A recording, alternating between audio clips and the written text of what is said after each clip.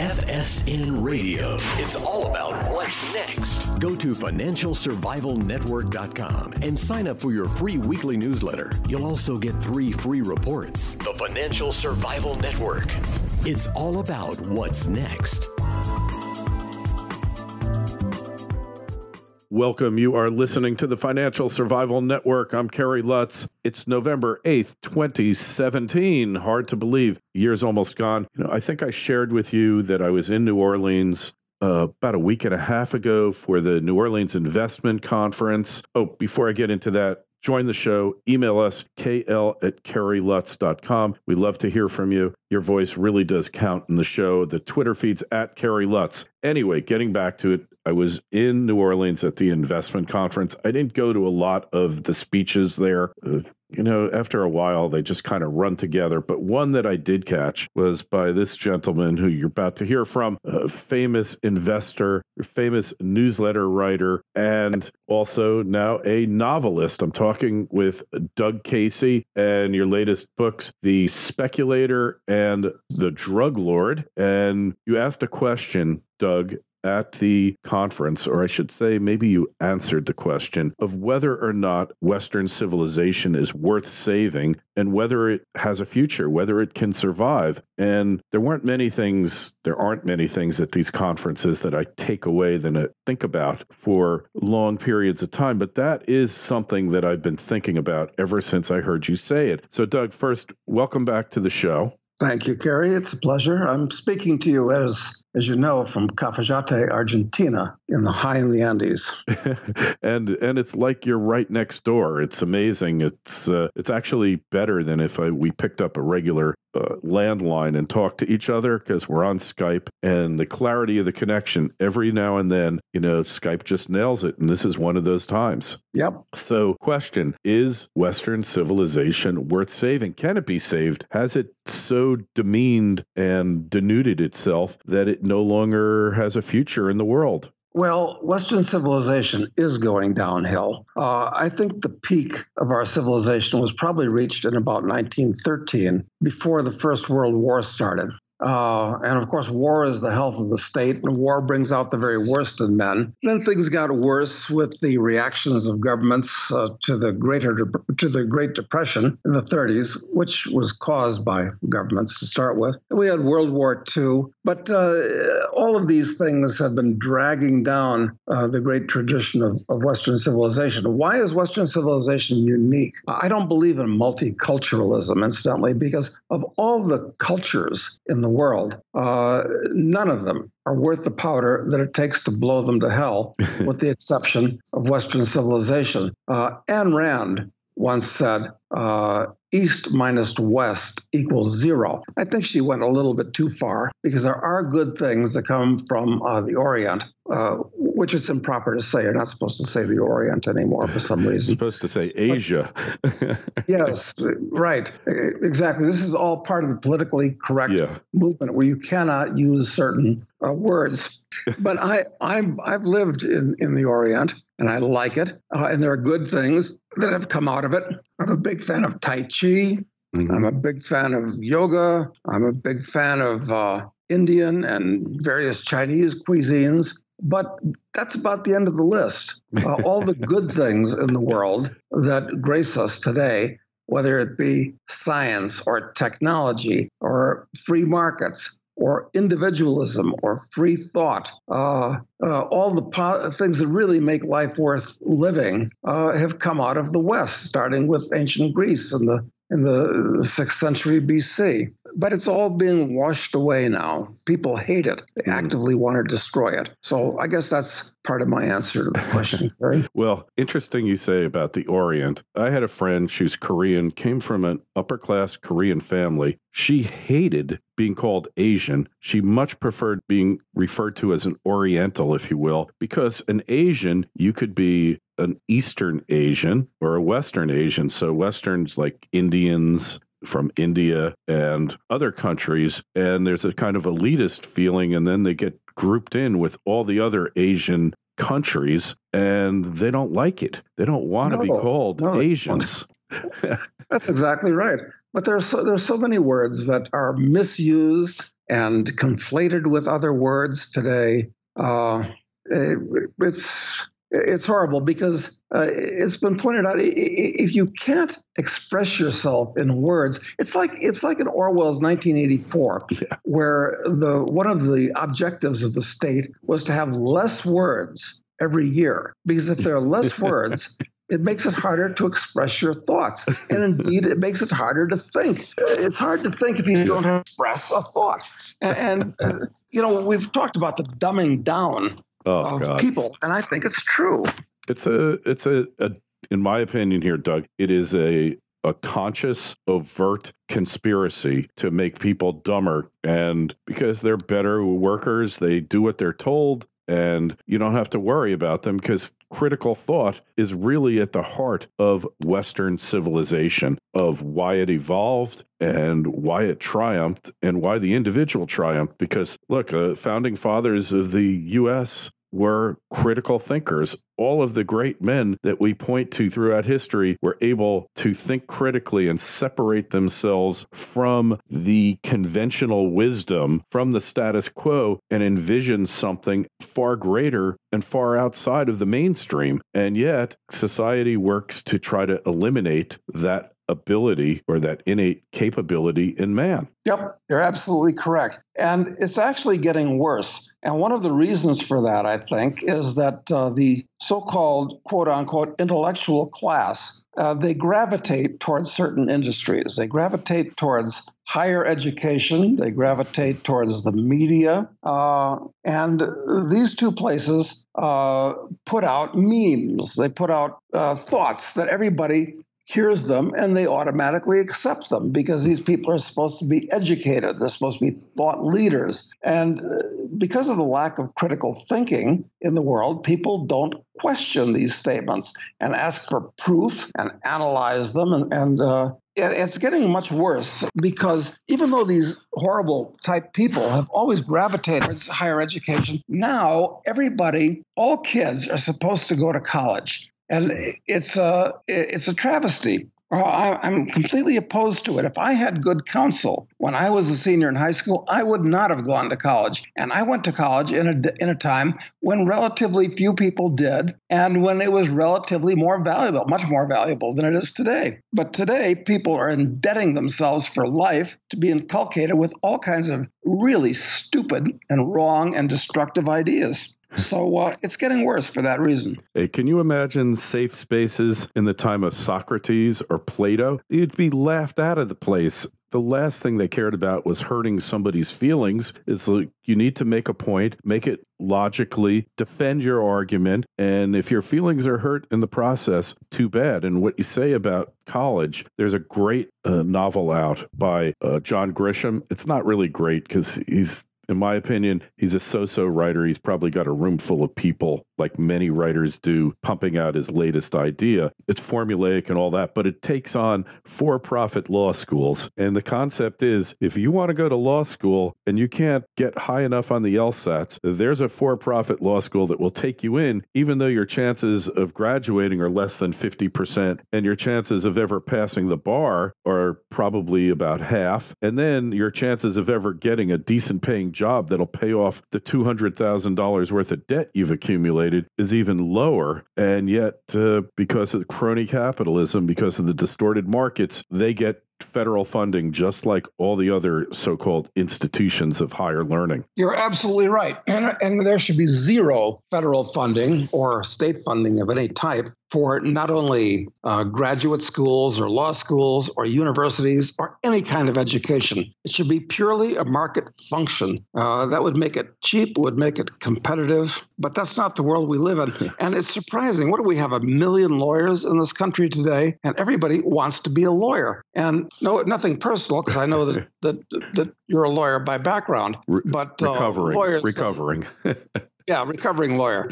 Is that they don't produce anything but words. And worse than that, they tend to go into legislatures where they produce laws. I'm of the opinion that there are only 2 laws that need to be observed. 1, do all that you say you're going to do. And 2, don't aggress against other people or their property. You don't need a library full of laws regulating every fact of existence. You only need those two laws. And then you can say ignorance of the law is no excuse because these are two laws and they're very simple. So the whole society is actually becoming quite corrupt at this point. Oh, completely corrupt. Well, one thing I will give the current occupant of the White House credit for, it's a couple of months ago, he actually made a speech defending Western civilization, making the same points that where would the world be now without Western civilization?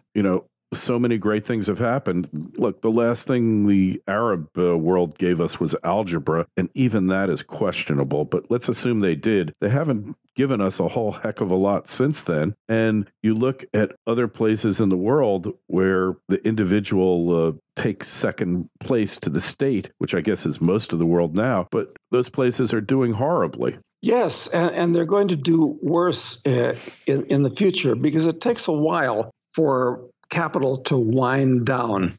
So many people are on welfare or they're doing make-work jobs for the government and so forth. It's destructive of basic character, not just destructive of the economy, where these people are consuming more than they produce. You're supposed to produce more than you consume. But so many people in the world are actually viewed as consumers. So they have.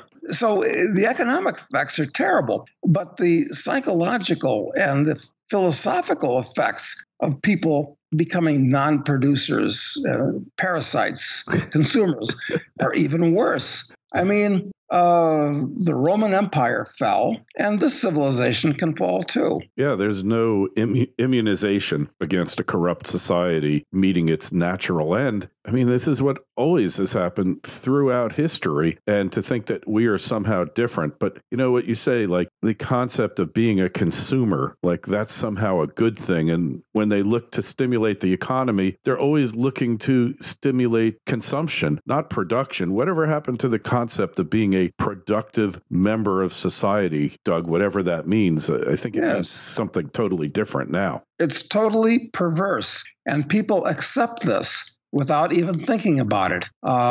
Even the tax system, for instance, the tax system basically taxes production. Of course, I don't, as an anarcho-capitalist, I don't believe that the state has a right to exist. I say that because the state is pure coercion. Like Mao Tse-tung said, the power of the state comes out of the barrel of a gun. And that's not a proper way for civilized and free human beings to relate coercively. But the state likes to tax production more than it does anything else. And, the more you tax something, the less of it you tend to get.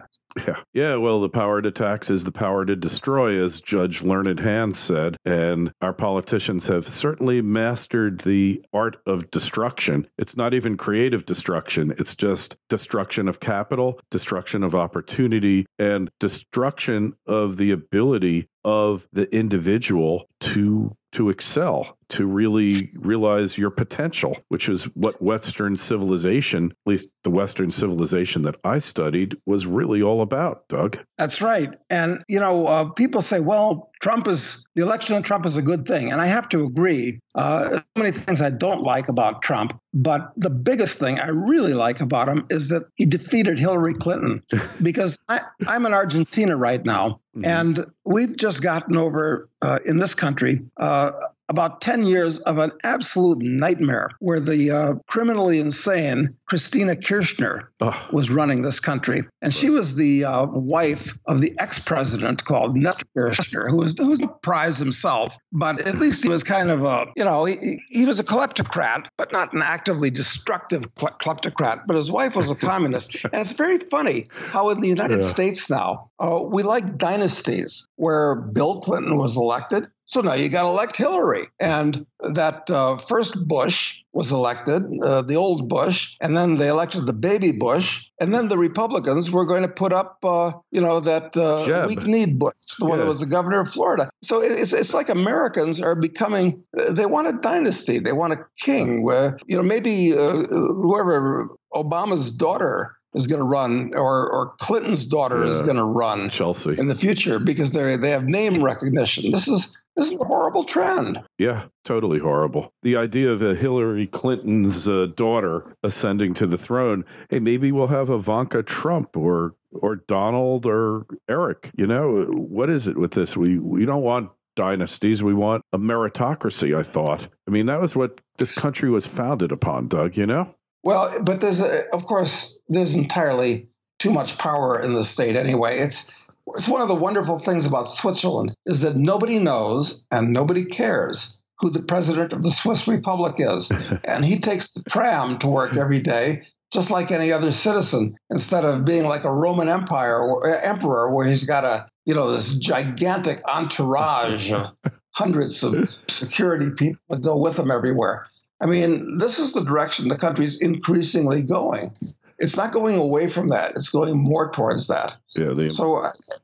And they pass more laws every day. The U.S. is I don't call it America anymore because America was a wonderful idea, but that's pretty dead and buried. Now we're just the U.S., one of many, many, about 200 nation states that cover the face of the globe like a skin disease at this point.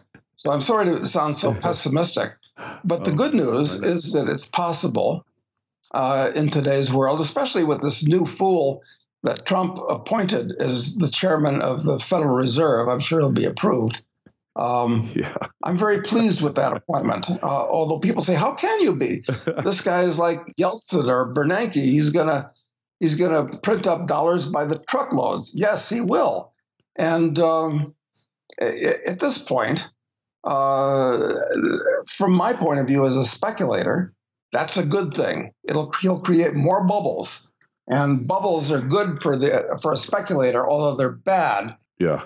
As a whole, for the ordinary person. Yeah. Well, I'm inclined to agree with you that there's only one outcome here, where we're headed. But on the other hand, Western civilization survived for a long time here and excelled. And I think there were times where it kind of pulled back and was on the precipice. We could see a renaissance. I mean, look, how old is Western civilization really? It kind of starts in the 1500s with the Renaissance and goes on to today. There really wasn't a Western civilization before that, or certainly not one worth trying to save or exalt, if you will. Well, you've really got to go back to the Greeks, though. I mean, that's where people started thinking and so forth. And it's had its ups and downs since then. And we went through the Dark Ages, it's true, where, the church was running the West as a theocracy. We recovered from that. So,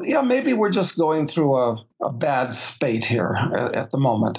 I think it's a cleansing got to take place, right? Yeah, maybe. But, there are so many things that are happening that militate against this. Like in recent years, there have been hundreds of thousands of migrants that have flowed into Europe from the Middle East, but now mostly from Africa is a big place. And this is very problematical in that this is actually more serious than the barbarian invasions that helped to collapse Rome in the 4th and 5th and 6th centuries, because these new migrants are totally alien and have no ideas of the culture that they're taking over. So in Europe, as bad as it is, I mean, it's constipated, socialistic, it's on a slippery slope from many different points of view. I think the weapon is you're going to get scores of millions of Africans from south of the Sahara that are basically going to invade it. Yeah, that is an existential soon. threat. Oh, it is. I mean, Paris is going to look like Kinshasa, and London is going to look like Karachi, and those are not pleasant places. Yeah, Karachi without the charm, right? Right, exactly. Exactly right. Bad thing, but on the other hand, we have Eastern Europe rising. I think will eclipse Western Europe because they get it. They understand that this so-called migration, it's really an invasion, and it needs to be stopped, and they're acting to stop it. It's in their DNA.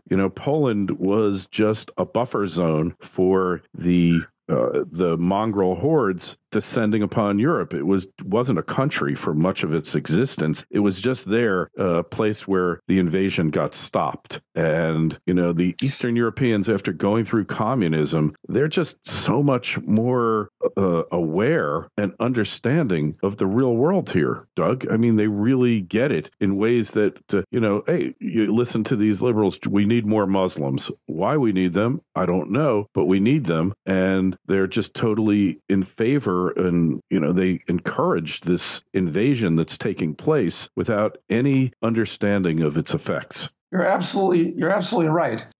This whole idea of Islamophobia. I'm not a Christian or a Jew, and I'm certainly not a Muslim. I'm not a religious person. But just recently, I read the Quran, believe it or not. I mean, I've always known a lot about it and selections and studied Islam, but I've never actually read the damned Quran. Oh, they call it the Holy Quran, but I actually read the book. And in my edition, it was 400 pages, and it was tough going because it's really a dumb book. And it says all kinds of horrible things. The pedastry and conversion by the sword and abuse of women, subjugation of females, and yet that's a religion of peace, right? Exactly, but it's a perfectly horrible book. And since it's the incontrovertible direct word of Allah himself, amazing, you can't argue with it. And if you're going to be a Muslim, you have to believe it. And it's really a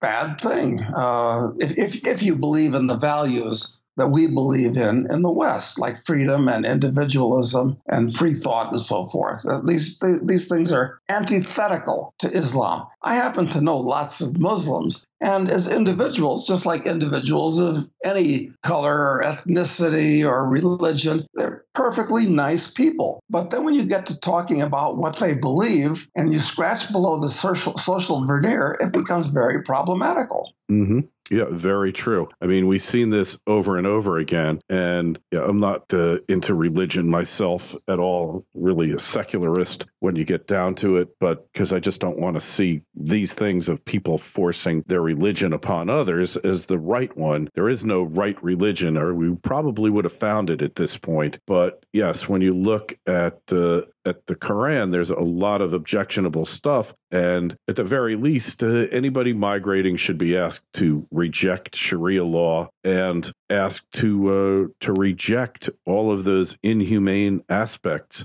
of the religion rather than trying to convert everyone, right? Well, that's quite correct. But these people never bring up the hypocrisy of the fact that why is it that the U.S. and Europe are supposed to take all these poor, alien, downtrodden people that have values that are antithetical to our own, not just somewhat different, antithetical. When are the Chinese ever asked to take in immigrants? Are the Thais, are the Japanese ever asked to? No, of course not. The Indians are never asked to. As a European, you try to become a citizen of an African country, forget about it. I mean, the amount of race hatred in Africa at this point is overwhelming. I spend a lot of time in Africa. I like the place. If I was 30, I would go to live in Africa because it's a great place to make money today. But so why is all the hatred and abuse being